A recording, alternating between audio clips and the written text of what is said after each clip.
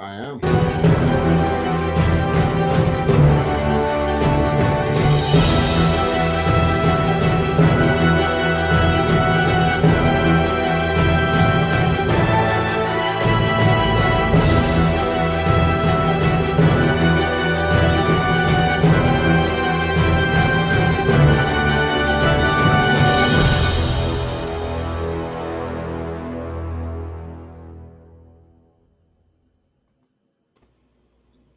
Well, good morning and welcome to a special Hobby Hotline.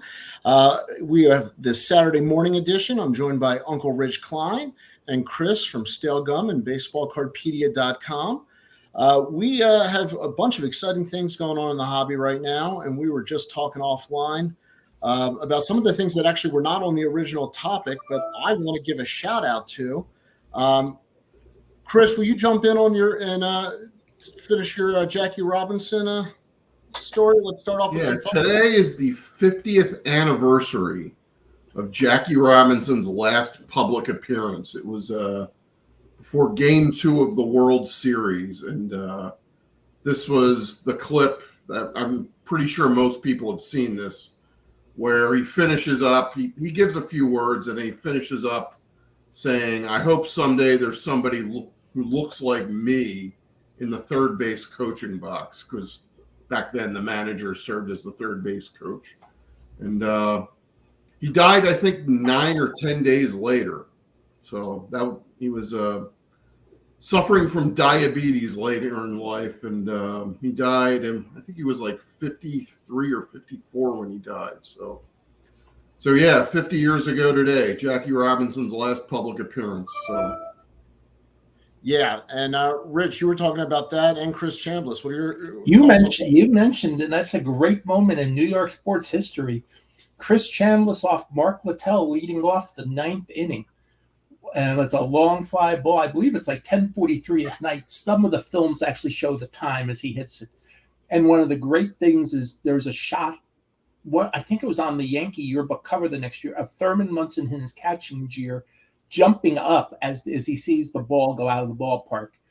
And if you remember the highlight, one other thing about that is Chris Chambliss, who played some football in high school, maybe even in college, reverting back to his running back days, trying to, get to home plate because he had to deal with all those fans. And, thankfully we don't see that as much anymore. But, in those 70s, the fans really got on the field, and it was sometimes you felt for your life for these players. As I was mentioning before we went on the air, if you ever watch a film of Game 6 of the 77 World Series, the one where Reggie hits the 3 homers, Reggie Jackson, that is, in the 9th inning, you see fans sitting on the outfield fence waiting to jump onto the field and celebrate when the Yankees hit the homer. It's a scary sight. And you talked about Chris Chambliss. Rick, you talked about Chris Chambliss.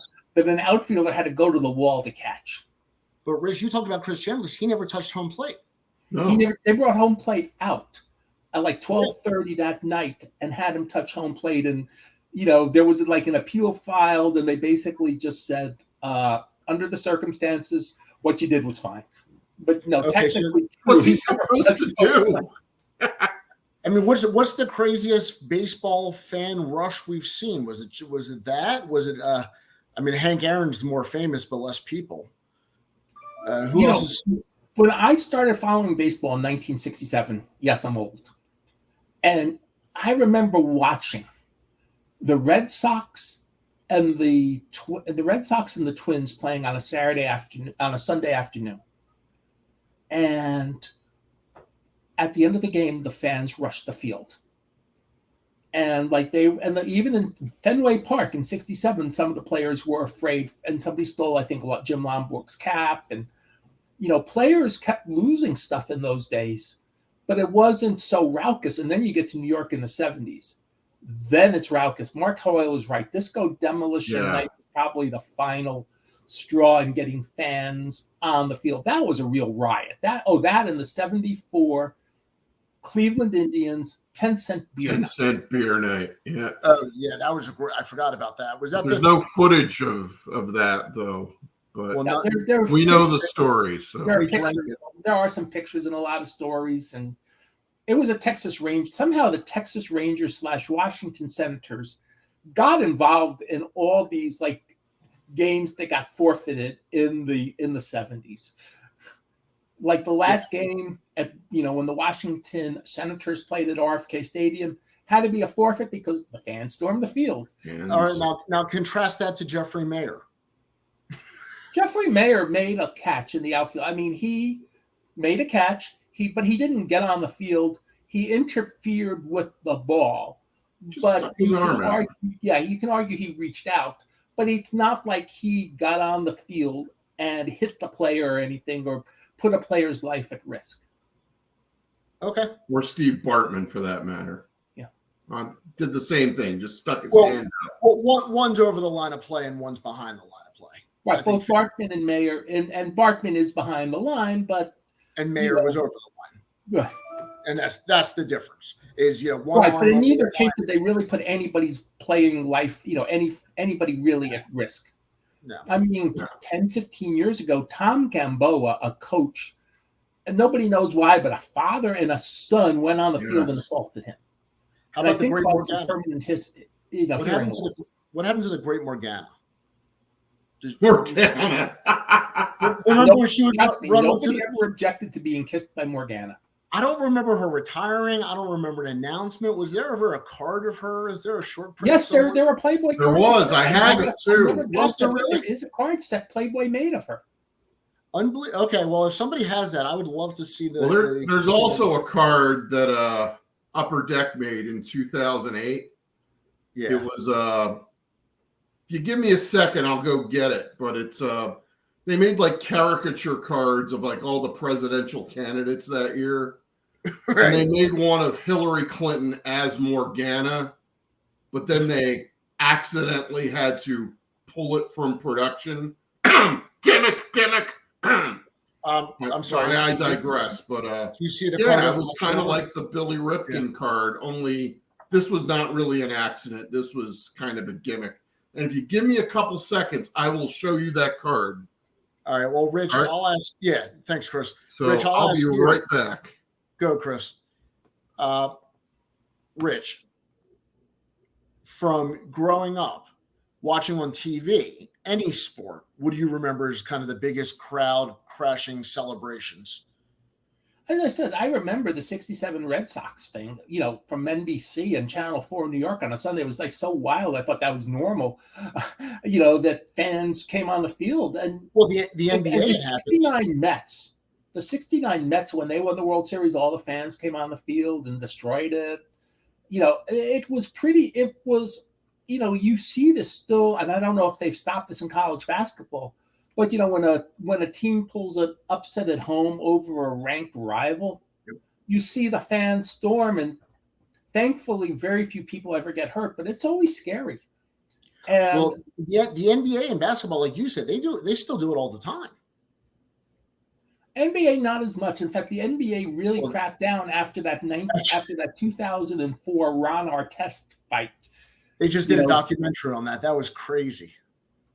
Well, and the thing was, I think Artest was trying to do the right thing, and then it got like round two. He was trying to get out of the way, and then other people got involved. That was just a bad night. And I had a friend of mine who was Chris is going to show us that card. Not sure if you can see that, but let me get some light on it. There it is. Hillary Clinton as Morgana, the kissing bandit. All right, let me get you a better screenshot here. There we go. Oh, no wonder they got rid of that card real quickly. I don't think it does. I don't think they got rid of it real quickly. It's just that they purposely short printed this for. Well, I would not be surprised if we don't know about it, but there was a little communication from Hillary Clinton's office, like, you get rid of that card, or you're going to be sued for a lot of money and you're not going to have a baseball license very soon. Well, 2 years later, they didn't have a baseball license anyway, but that was a different subject. That was real near upper death experience in 2010. I don't think they did Morgana justice, but we can move on from her. By the way, Mark Hoyle pointed out how there's, and I'll have to go search for video of the night of that game I'm talking about. The day before, like a half inning's missing, but it's the oldest known video full game. There's the Saturday game between the Red Sox and the Twins has been saved completely. And that's even cooler, where you see a complete 1967 game that's not a World Series game. It's the oldest game saved in color of a regular season game, if I remember the technical correctly. So, I can actually watch a game from my youth. I remember watching that at a Sabre convention up in Boston in 2002. Well, was that when they would do the wood sticks and to make the ball sound and replay it? Yeah, and Mark Hoyle talks about I think Mike Milbury thing. I had a friend of mine who was a PR person for for Madison Square Garden, and the Rangers, like in 1967, had a situation where they say same similar thing. They went into the stands because they were chasing some fans that were saying some things that weren't right. And the thing is that if you're a fan and you get hit by a puck, and sadly I think there's been one or two people who died by getting hit by a puck, and I think they help, but that's something in your ticket. They announce it, you have to be careful. But a player going into the stands, if you're innocently, something happens to you, you're going to win your lawsuit. I mean, and it's like they were still settling cases on that New York Rangers invasion into the stands 7 years later. They were still trying to settle all the cases. So, you have to be careful. And that's why before every game, there are announcements about, don't do things. That's why your tickets are very clearly said, because that becomes a big illegal issue for the owners. Well, speaking of big issues for owners, I was at the industry summit. It was a week or two already, and I've been talking to car dealers all over the country, and I am hearing fear on one decision. What is going to happen with allocations moving forward? For those of you that may not be familiar with a lot of the local car shop models, you can pretty much fix a profit margin into your wax and your unopened allotments. And everything else, you can kind of run your shop around singles, shows, online. But that fixed profit margin is a big part of the local card shop. So I'm hearing a lot of fear. What do you guys think about the future of the allotments with Fanatics? And Chris, does it impact, when you're buying as a baseball fan, singles versus wax with what Fanatics would do moving forward? Well, one good thing is that it's cutting out a lot of these distributors. And a lot of these distributors, they are kind of manipulating the wax market by keeping some wax to themselves and trying to keep it for later. So by having more and more LCSs by essentially direct, I don't see how this is really bad for LCSs. What do you think, Rich? Well, it's interesting because I sometimes do go to local stores. I went to the current iteration of Nick's Sports Cards a couple weeks ago because there's a very good Jewish style deli 3 doors down, and I was under instructions to buy matzo ball soup. Very good instructions. Very good. Yes, very good instructions. So I bought some matzo ball soup, and I stopped at the store, and I had heard through my grapevine that the store owner had been cut off from getting Topps directly. And I went into his store, and it was National Baseball Card Trading Day too. So it's a couple months ago. And I looked, sure enough, there's no new Topps products of any sort. He was still getting Panini products.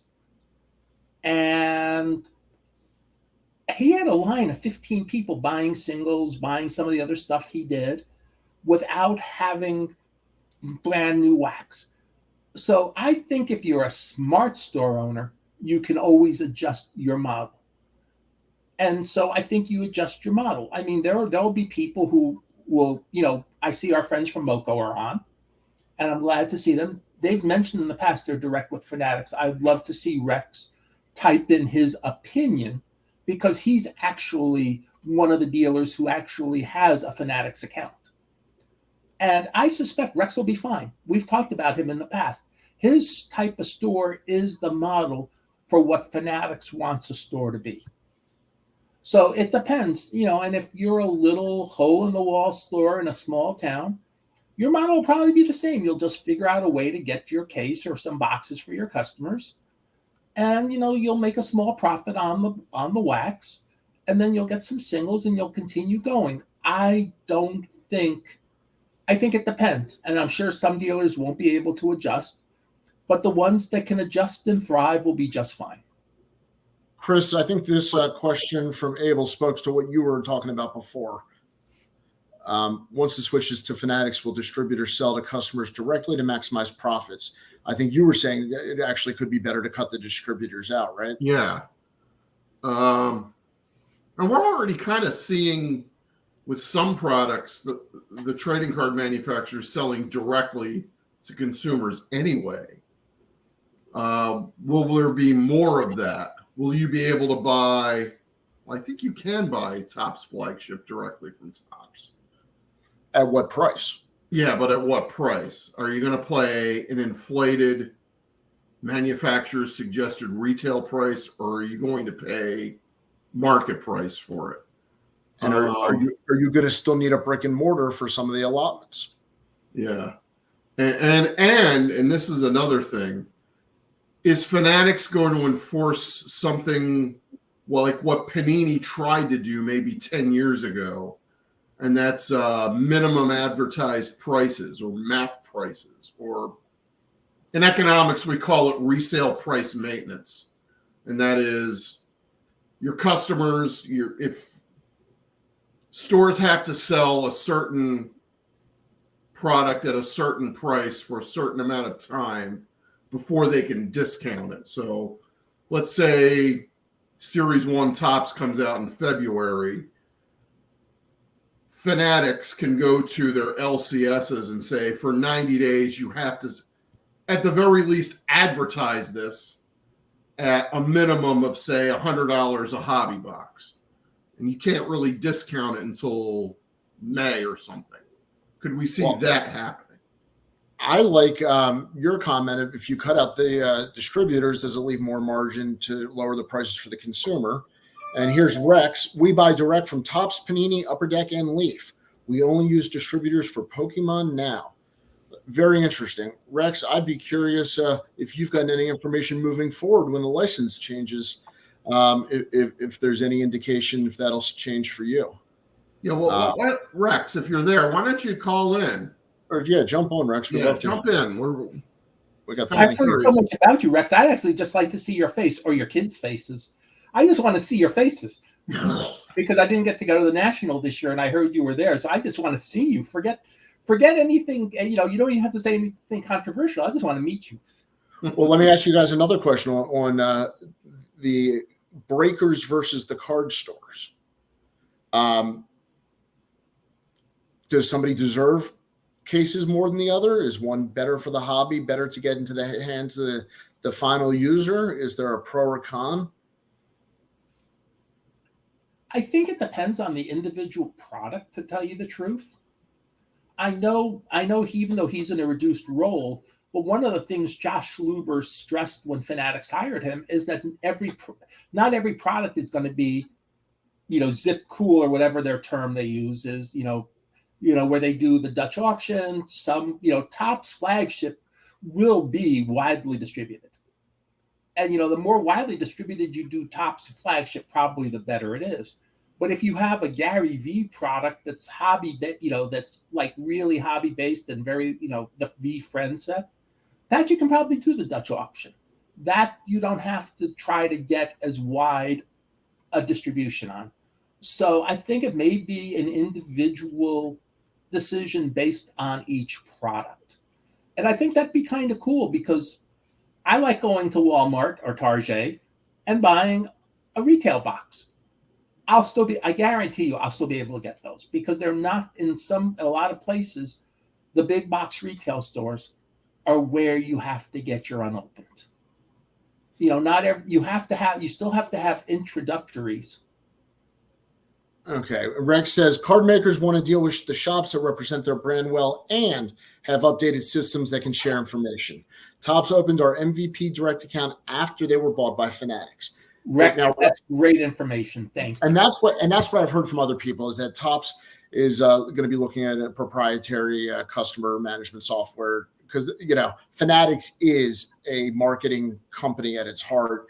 And that's what they've really mastered. That's their secret sauce is distribution. Sorry to interrupt you, but I know when I go into Triple Cards and I buy packs of Triple Cards, they have the barcodes, and they use the barcodes. And and to Lawrence and his teams, and he's got 3 stores in the Dallas-Fort Worth area. And to their credit, I'm going to switch topics for a second. They've been very upfront about what they're going to do on the Topps Chrome debacle from earlier this year. Where they got issued packs. And he has a 6-step plan for what people, if we know you and we know you bought it, that's fine. But we can check our sales. And if you say you came into our store and bought, paid for cash, we can check our receipts for the day. Basically we can verify. What percentage of card shops do you think are that organized? I think 25% at this point, but it's going to grow. It's going to grow. And are those shops that aren't as organized as that, are they going to get these special MVP direct accounts in the future? Right. And Rex says, in my meeting with Fanatics execs, they expressed concern that there were people getting waxed that shouldn't be. I assume they meant dishonest breakers and outdated shops. Well, yeah, Rex, that's a great comment. I think this is what we're talking about. And yes. And that's exactly what I was saying is where do these cases, in boxes ultimately end up? And maybe, it's because I skew a little older. I'd like to make sure products can get to kids' hands where they don't have to buy in and there's still a chance for something. My concern is that the breakers and the high-end stuff it has captured too much of the product that you can't pull anything as a regular consumer anymore without buying literally cases on end.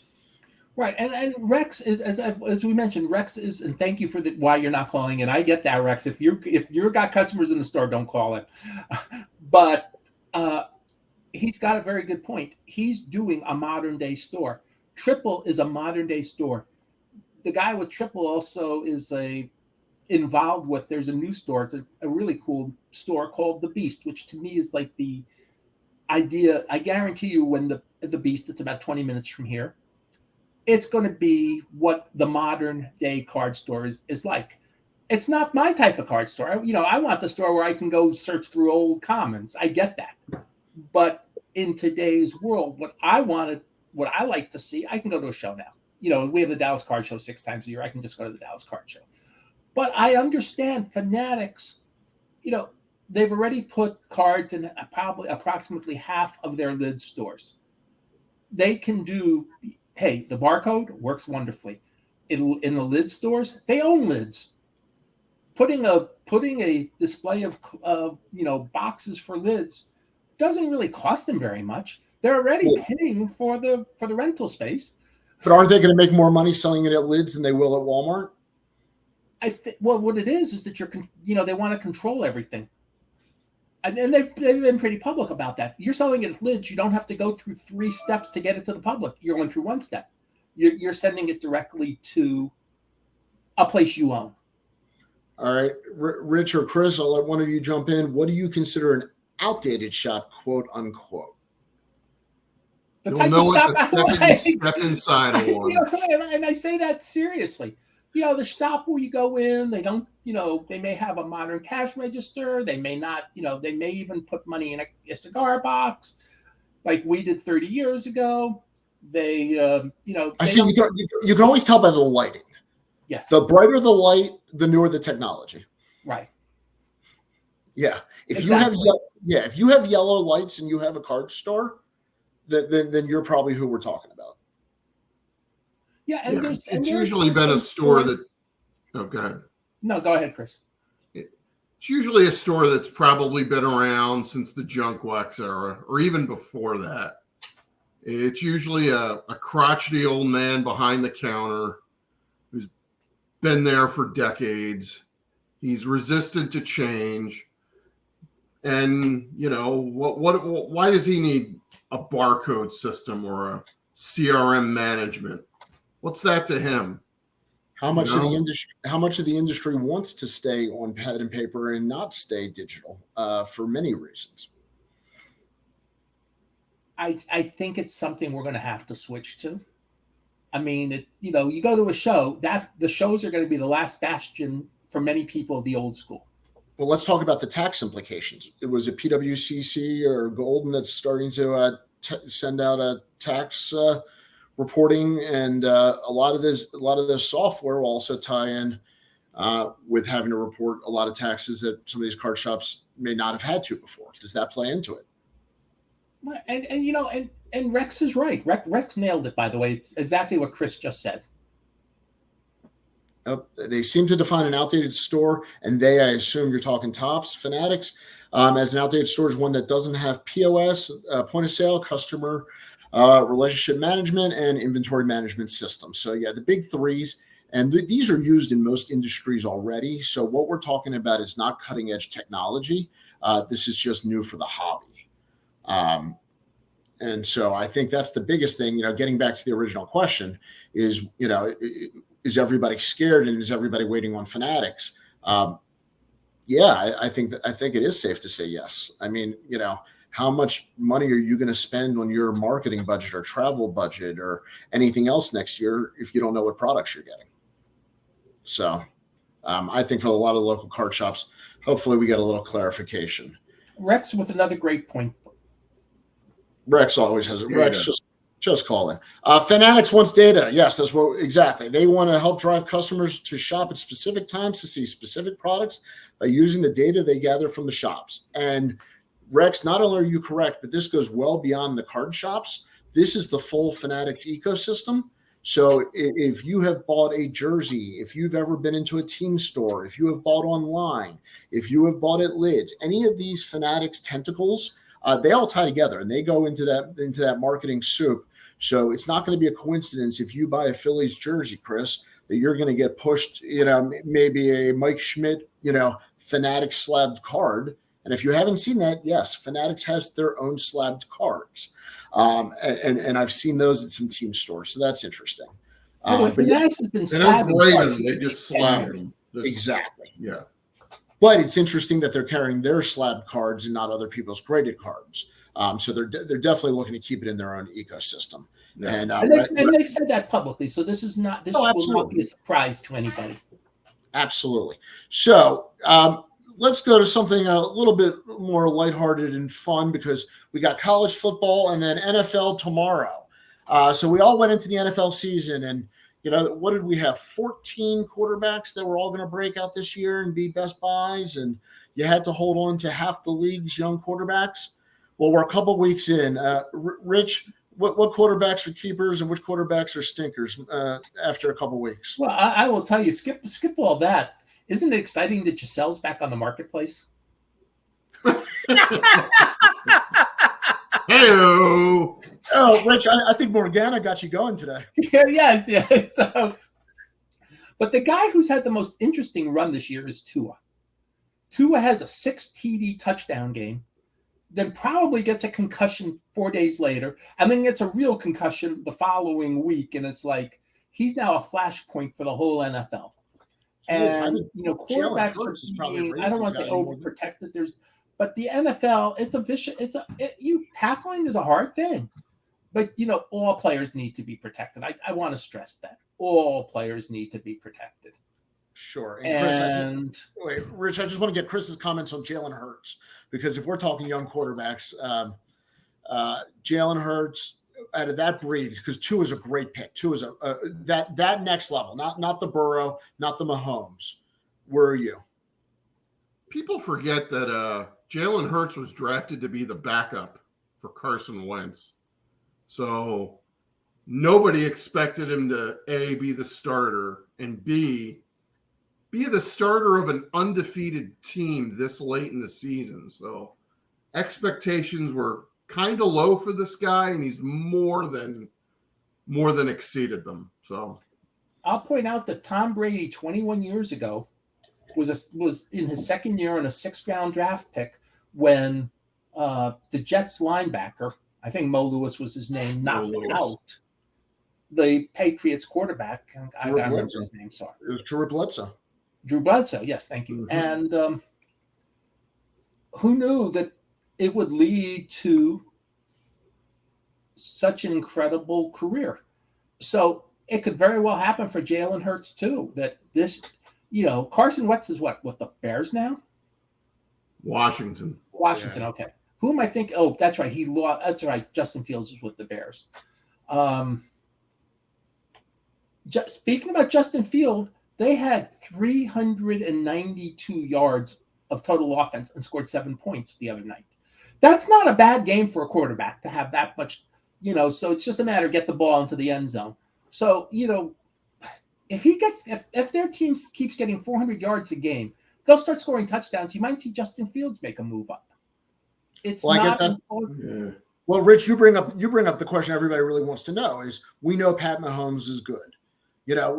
Justin Herbert, it's been an interesting beginning of the year. But who can people look at? I love the I pulled the Zappy Auto a couple months back, had to go back and top load it. I think this was had it in a top loader already anyway.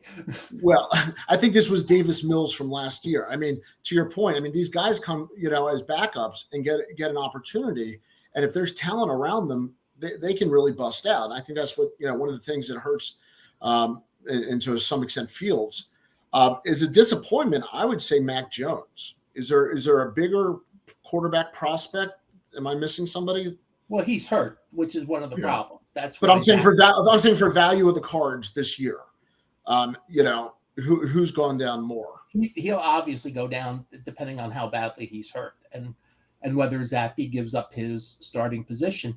Down here, speaking about scrambling, we've got Cooper Rush winning 4 straight games as a backup. What's going to happen to Dak Prescott cards? Well, that's the whole point. Yeah, I mean that's the exact point. Listen, even in Baltimore, Lamar Jackson could be out the door next year. With free agency that adds into it. Now I would ask, and I'm going to turn this over to baseball in a minute, but at the NFL at this point, which quarterbacks, if any, would you say this could be a Hall of Famer? I feel good on this guy. Whatever the price is, I feel I can ride this one out. Is there anybody that you look at already at this point? Forget Brady. I'd like to see whether Russell Wilson can turn his season around. I think he's got a Super Bowl win. He was great with the Seahawks. It's like the Broncos, ever since Elway left, has a jinx on quarterbacks. Well, ever since Manning left, I think you meant to say. True. But Manning wasn't even that good with them. He was like almost a caretaker. He was good enough to get them. I mean, that was a team that was led by Von Miller in that defense. But. Right. I mean, he was a caretaker. But there's nothing wrong with being a caretaker quarterback. If you're, one of the things with the Cowboys this year is they've yet to give up 20 points in a game. If your defense in today's NFL can never give up more than 20 points in a game, if you give up 15 to 20 points, you're going to win most of your games in today's world. But is that going to add any value to your cards? Who gets value? The quarterback wins the Super Bowl? Yeah. I mean, look, Joe Flacco isn't exactly the world's greatest quarterback, but the Ravens defense got him as come on. Joe Flacco's an elite quarterback. Well, I'll even go Trent Dilfer because I was at both Super Bowls and neither one of them were great quarterbacks, but they don't have any hobby value. So does Kyler they still won a Super Murray Bowl have and more there's still a value value to their names? Well, to their names, but if somebody wants to buy cards, is that really where you're headed? Is to Joe Flacco? It could be. I mean, seriously. I mean, look, Eli Manning. You can argue whether or not he was an elite quarterback. He's got 2 Super Bowl wins. It's borderline whether he was an elite quarterback. I think he's a Hall of Famer. Speaking about guys that could be on the borderline, there's your borderline. Guy wins 2 Super Bowls. He beats the Patriots twice. I think he's in. I agree with you. The question is he first ballot or second or third? Yeah. And is there any runway on his cards? Yeah, there is, because I think he's forgotten at this point because of all the new guys.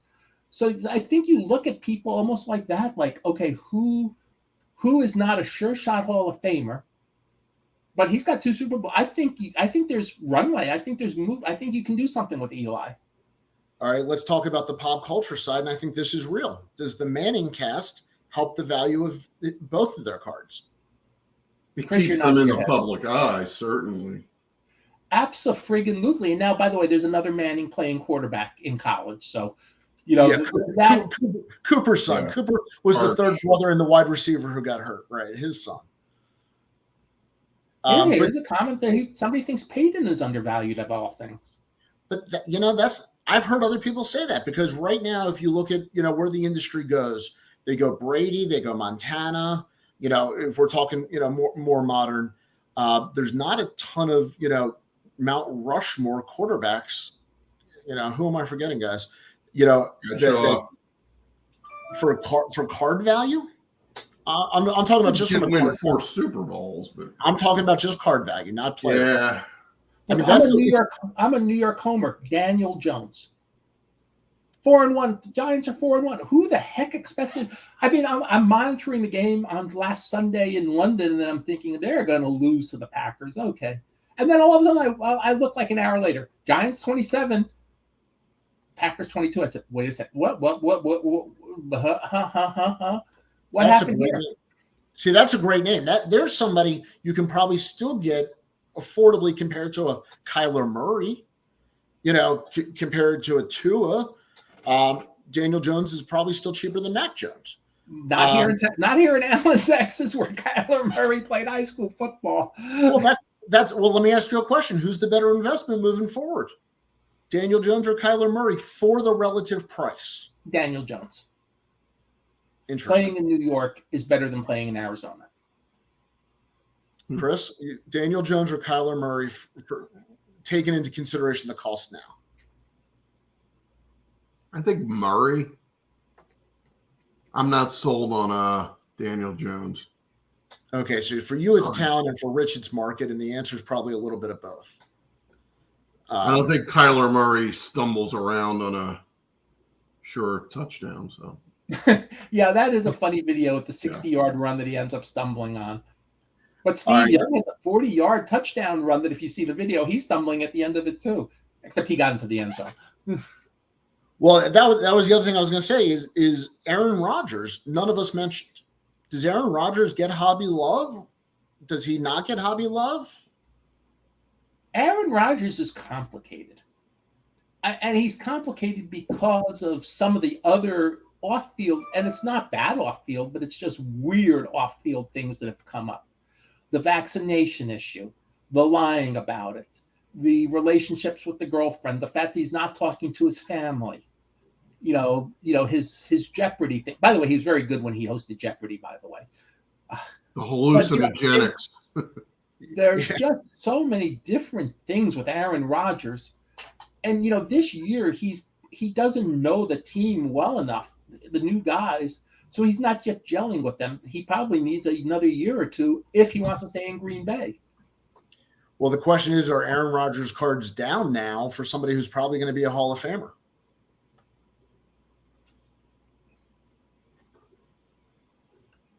I don't think you're going to get his rookie cards cheap, but you might be able to get some of the other we'll call them tertiary nice cards cheaper. And it may actually be a good thing. He's going to be in the Hall of Fame. That's pretty much a lock. Well, to your point, or is it the Green Bay market that there's just not enough? You think there's a lot of Packer fans, but his prices don't seem to match anywhere near other future Hall of Fame quarterbacks that we've seen. Well, so, then there's real potential. And the other thing with Packer fans is, sad to say, many of the Packer fans are my age, because that's when the Packers kept winning, in the Vince Lombardi era, kept winning the Super Bowls. They were good, with Brett Favre. Speaking about people, Brett Favre's legal issues could really put an interesting twist onto his prices.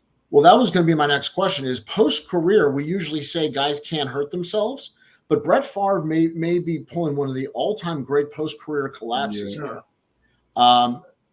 And so, I mean, if you have Brett Favre cards, is there ever going to be a value? Is it going to be much more localized? Well, he did win, 2 Super Bowls? Hall of There's Famer. that. For a team that does have a pretty big national following, there's that too. He's a Hall of Famer. There's that. I mean, it's not the Hall of good people. It's the Hall of Fame. There are a lot of bad people in halls of fame. But does it affect card value or card interest? I think it depends what happens in the Mississippi legal system. Yes. Okay. Is this different than Michael Vick? There's a lot of not good things that have come out. But if it's a blip, not really. But if he ends up, going to jail, that could be something to talk about. I think for a retired player, for a retired Hall of Famer, this might be as big of a drop as I can remember for an off the field problem in quite some time. Other than O.J. Simpson. You know what? Let me rephrase that. The all-time number one being O.J. and everybody else follows that. So definitely O.J. I sat next to it. Yeah, I sat next to OJ at a restaurant. He stared at me the whole time. It was creepy. Brett Favre just won Super Bowl. Yeah. Yes, but how many free agent flights did he take? I think he's the all-time leader in free agent airplane visits. So you got to count that. I'm sure Jen Sturger would have interesting things to say about Brett Favre. Right.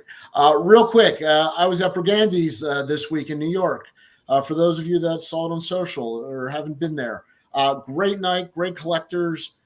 Real cool atmosphere. If no one's been, you just get some tremendous speakers, and they actually have started bringing some of their personal collections with them to the dinner. So Mark Mader, Kevin Keating, Mark Salzberg, and I know I'm forgetting people, but Chris Brigandi, Derek Grady, the whole crew there. That was an awesome event. And yes, Logan, I believe the whole team's still on it. So if you've never been to that event, there's a couple things I want to say is food and drink are included. Very important for this hobby. You will not get people in the hobby to come out if you don't include food and drink in your ticket price. Secondly, it's an intimate setting. It is some of the coolest stuff I've seen in person. Some of the tickets, some of the cards. I mean, they've got unbelievable stuff that some of the guests brought. So I just wanted to give a shout out because I try to make it up there to Brigandi's. So, explain, I guess, to me and to the audience, what is Brigandi's? I'm sorry. It's like a high-end coin and stamp shop. I'm so sorry, Chris. Yeah, no. I've been lost in a travel world. Brigandi started as a coin shop years ago, and we're really world-class leaders. They expanded and have always done autographs, historical autographs, and documentation, and that naturally crossed into sports. Well, their sports division has blown up, to some of the just premium items on the market.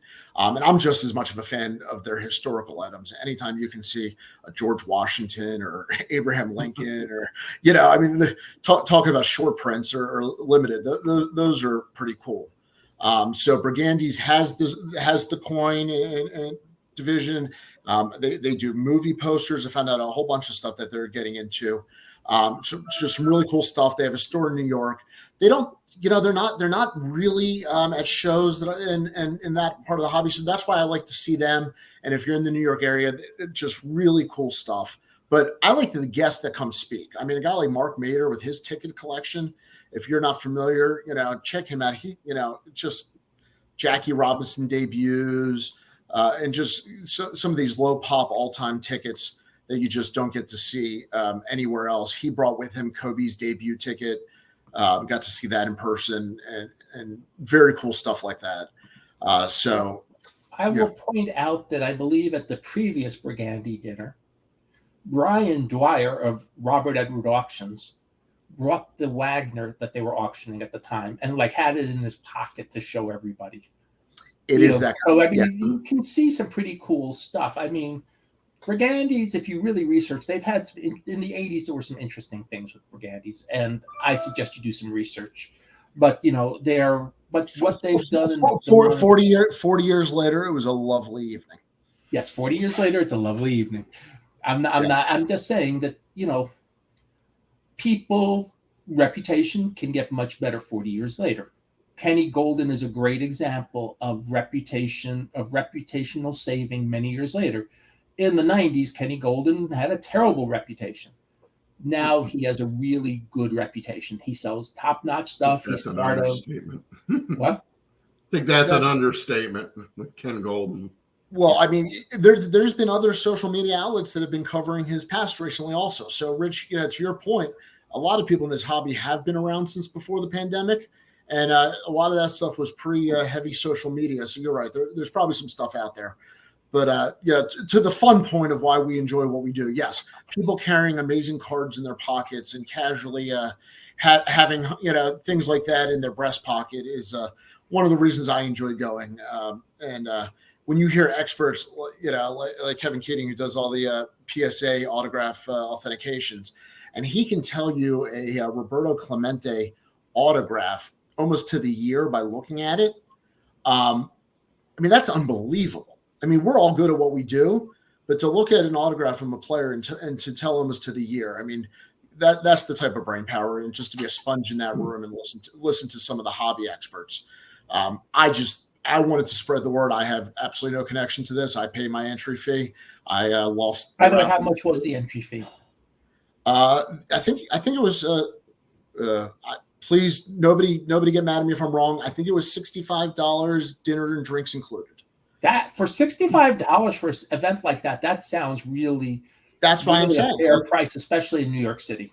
That's why I really don't want to ruin it. I don't want too many people to show up, but it is a real secret if you can get out to it. So I think Jeffrey Lichtman still, I saw pictures of him. He's done talk shows. He's a hobby attorney. He's represented some interesting people in court, but he's also a very well-known hobbyist. And I think he spoke at the. Yeah, and that's one of the nice things about that room is it is people are a little bit less guarded. You're allowed to have some real frank conversations. Logan, you could not be more correct. And that's part of the reason why I went is Kevin Keating. Just some of his stuff. For people who don't know Kevin, he's got a couple books, but he literally as a child ditched school and waited all days outside of, hotels and stadiums. And as I think his story was making more money than his teachers in high school, or something like that. So it was an unbelievable night. And I just wanted to bring it to people's attention because it does fly a little bit under the radar for those. Yeah. Chris. Asking for a friend here now. Sure. When is the next collector's night? So answering for a friend here, I believe they're going to skip the end of the year for the holidays and look towards the spring. Okay. They only do 2 or 3 a year. And for whatever it's worth, I actually take the train from Baltimore. I think it's worth it for the day. It's really cool people just talking about what we love. It's kind of a no-no to sell your product or to pitch yourself. You don't pass a lot of business cards. It's really just a pull up a plate of sliders and egg rolls, have a drink, and what do you have in your pocket that nobody knows about? And since I never have anything good in my pocket, it's always cool to see everybody else's stuff. So definitely. And they're on Instagram and all that. Could you mind if they turned that into a trade night? I wouldn't be allowed in the Rich. They wouldn't let me in the room. I'd be walking in with my Bill Ripken T-shirt, and who was it? Was it Kevin Keating? Or I'm going to be. Please apologize to whoever showed the. It was Mark Mader, the Joe Montana autograph rookie PSA 1010, 1 of 1. I can't trade for that. So, very cool stuff. All right, moving on. Known fact: the guy that used to manage Signature Collectibles at Willow Bend Mall is also the guy who goes with Joe Montana to all his hobby show appearances. There you go. So He's now retired, living in the Austin area. His kids are out of college, so he and his wife moved to Austin, having the life. I saw him about 6 months ago because Montana was doing a signing where the Dallas Card Show was. Not at the Dallas Card Show, but the same place. And I ran into him on the street. And the thing was, I'm gonna throw a strange aside. I kind of miss him being at the store because I could have for my synagogue show a Joe Montana 8x10 autograph whenever I needed one as a door prize. So I kind of miss that. Well, yeah, we'll have to. Who was just named the manager of the Israeli baseball team? Was it Gabe Kapler? Yeah. We got to get him back into the hobby. Get him going. Gabe Kapler has an interesting family history too. Nothing bad. And like bodybuilding. I mean, yes. Like he's fascinating. He's just a fascinating person. All right, so we're in the playoffs. For those of us in the hobby, we're always told to buy in the off season and sell during the peak. So I'm going to ask 2 questions to my baseball friends here. Is it too late to buy baseball this year, or is it just the right time to start looking at prospects for next year if you're into prospecting? Chris? Well, is it too late to buy baseball? There's going to be a ton of baseball coming out between now. I'm saying for 2022. 2022. I mean, I'm looking at the release calendar for Topps. Oh, give it to us. Okay. October 26th, Topps update. November 4th, something called Cosmic Chrome. Allen and Ginter's coming out on the 18th of November. Triple Threads on the 23rd. Something called Gilded Collection also on the 23rd. Stadium Club, which should have been out by now, is Thanksgiving weekend. Bowman Chrome on the 30th. Bowman Inception's coming out sometime in November.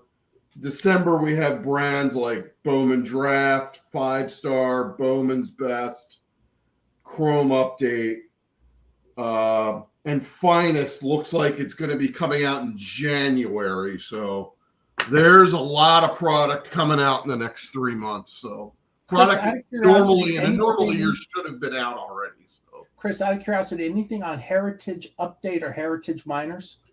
Heritage High Number is in December. Heritage Miners is December 14th. Okay. Usually, and again, this has been such a goofy time, and I mean, I'm a Heritage guy, but usually Heritage High. And guys, he's talking about the card, not the auction house.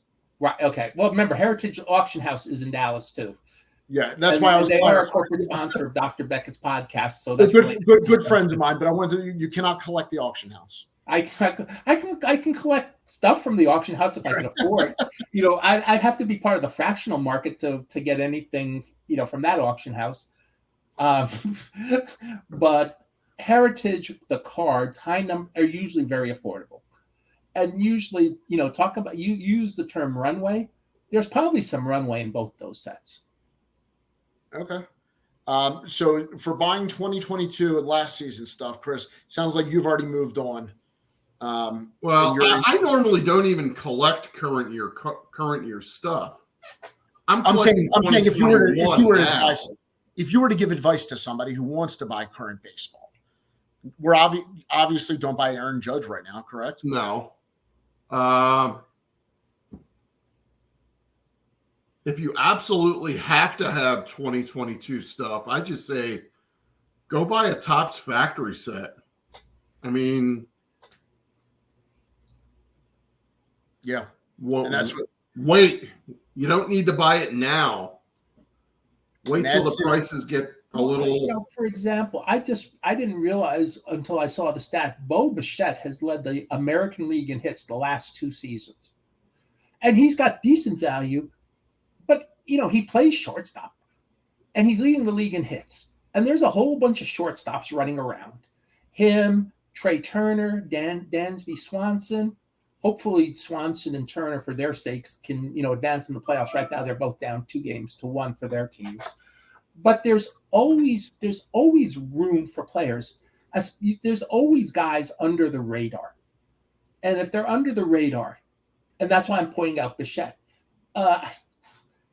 Aaron Judge had such a year this year. But, other guys had decent enough years where in other years you would say their cards exploded. It's just Judge just overshadowed everybody. And I was reading a blog this morning where apparently in Yankee Stadium they were booing Judge yesterday because he decided to strike out 3 or 4 times in the game.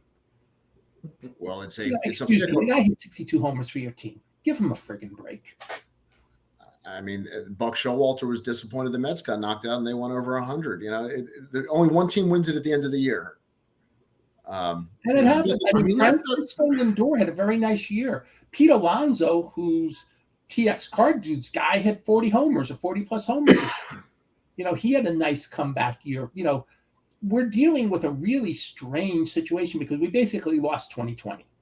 We had 60-game season. It's like what happened during World War II, where everybody's stats just went, for a good reason, by the way. But you lost 3-4 years. And we lost the season, and then 2021 was kind of jumbled too, and this year was a little bit jumbled because of how the season started and weird things. So next year will probably be the first really normal baseball season in 4 years.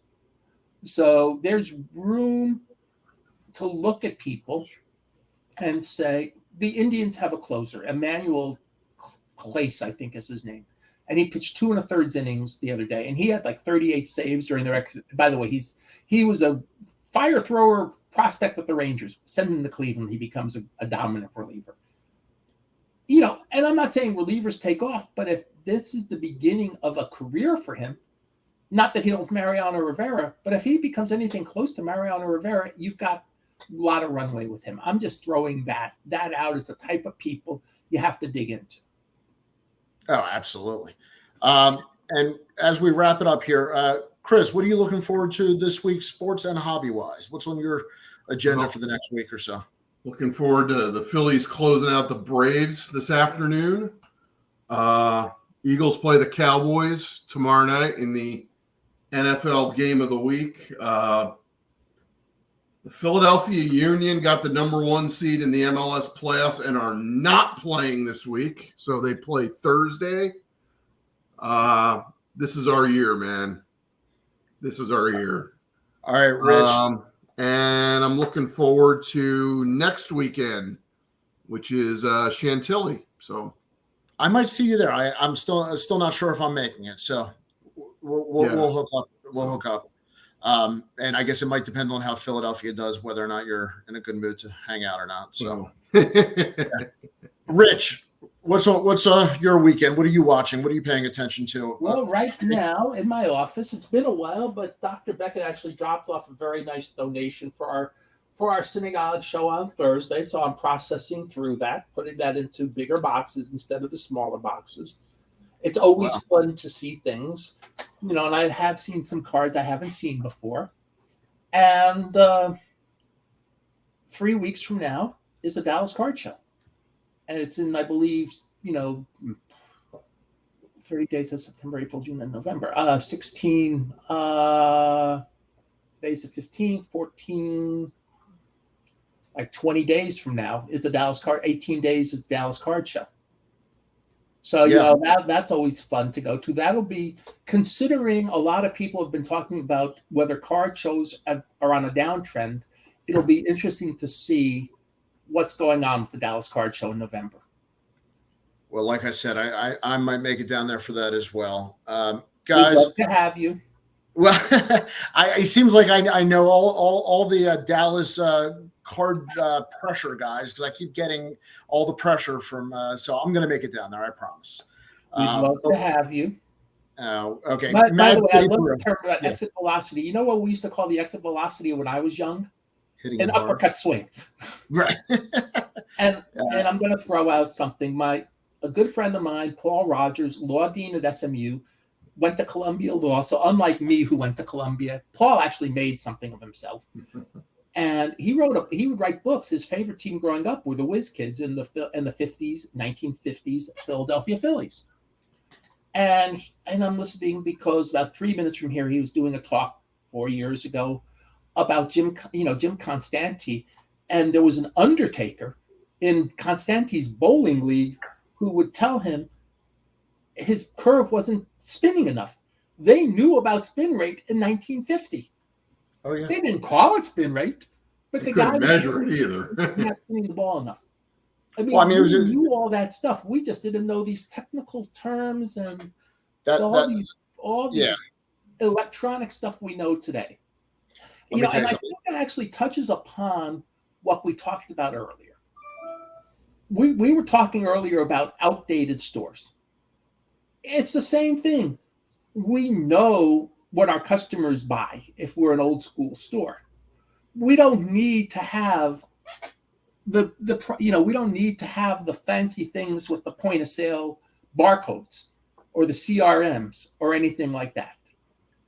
Well, but in today's world where everything is so digitized, the people above us, so to speak, on the food chain need to know that. Well, I think more data is always good in any capacity of life. More information to help you make a decision. You don't have to live by it, but information is good. And I'm going to give that life advice to end today. Any decision you make, try to gather all the information you can. I'm reminded of one of my favorite card shows of my youth, Charlie's Angels. You'll get the last word here, Rich. What? You're getting the last word. Go for it. I'm getting the last word. So anytime I can talk about Kate Jackson, it's a good thing. And like one of the years they let off with an episode where Dean Martin was the special guest star, and he and Kate, whatever role he was playing, and he and Kate Jackson were having a relationship on the show, which is great. And he was like the manager of a gambling casino. And there was some hotshot guy in the 1970s who was like figuring everything out on the computer. And at the end of the thing, it worked because what he figured out on the computer, it went the other way. It still happened. You still have to play the game. You still have to sell the cards. You still have to buy the cards. You still have to enjoy the hobby. We talk about all this, but at the end of the day, it's like, if you don't enjoy it, don't be in this hobby. I mean that seriously. I think we can all say cheers to that. And that's why we do this. And that's why happy to be on Bench Clue this morning, but you can find Hobby Hotline Tuesdays as well through YouTube and Facebook. Appreciate everybody riding along today when I'm in the cockpit for the first time. Hopefully we had a safe flight and a gentle landing. I want to thank Chris and Uncle Rich for joining along. And please, guys, always follow and like the channel so you can see the upcoming episodes. And Tuesday night will be the new one, and this will be re-released in the coming days as well. Take care, everybody. Right. Keep on.